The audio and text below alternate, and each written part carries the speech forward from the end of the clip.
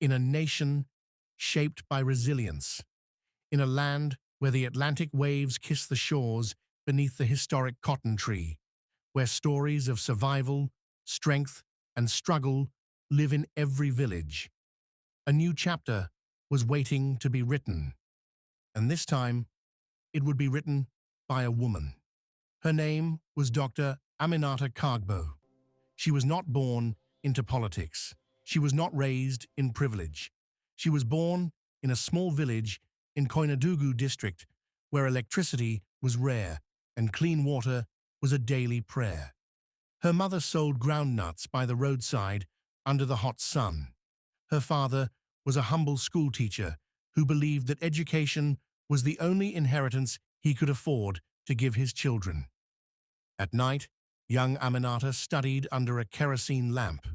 During the day, she walked miles on dusty roads just to attend school. And from a very early age, she understood two things.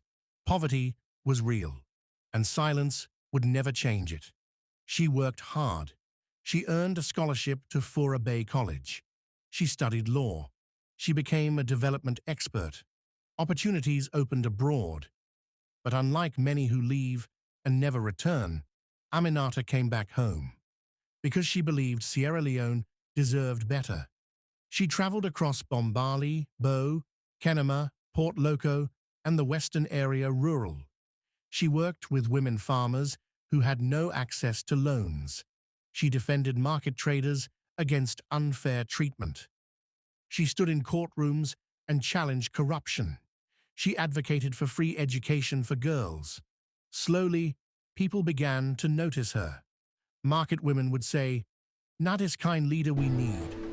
Youth would whisper, "She understands we struggle." Communities started calling her something powerful, "Di Mama" for Di Nation. But no one expected what she would do next.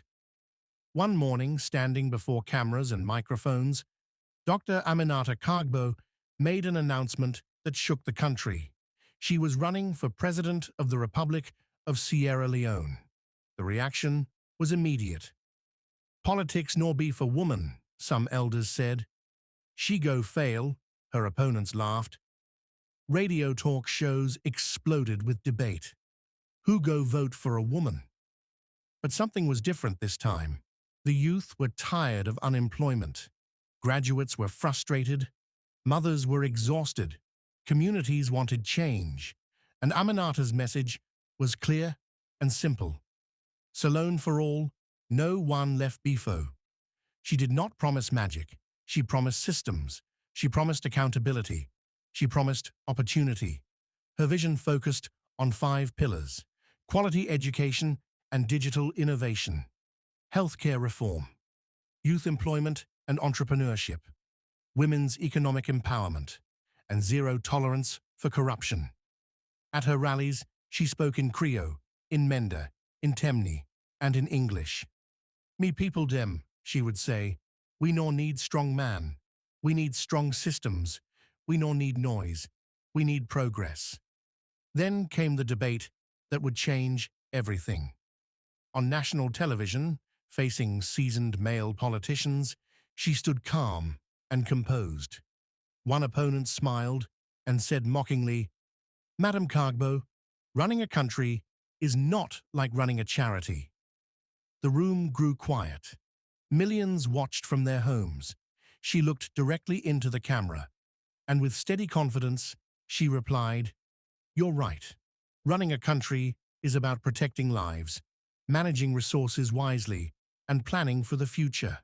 If caring about people sounds like charity to you, then maybe that is exactly what leadership should be." The crowd erupted. In that moment, doubt began to turn into belief. Election day arrived. The sun rose over the hills of Freetown. Across the country, long lines formed before dawn. Old women, wrapped in bright lappers, stood patiently. Bike riders parked and joined the queue. Teachers, traders, students, farmers. Hope filled the air. The voting ended. The counting began. Hours passed. Night fell.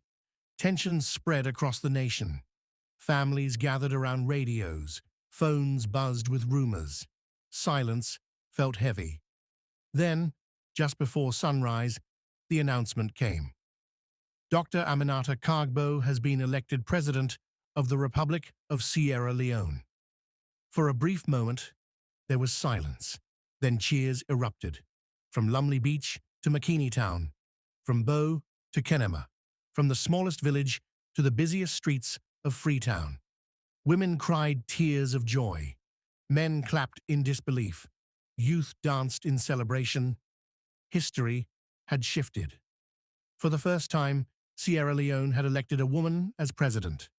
Standing before the nation at State House with the green, white and blue flag waving behind her, she delivered her victory speech. "Today is not my victory," she said. "It is the victory of every girl who was told she cannot. It is the victory of every mother who sacrificed. It is the victory of every young person who refused to give up. Today, Sierra Leone proves that leadership is not about gender. It is about vision. It is about courage. It is about service.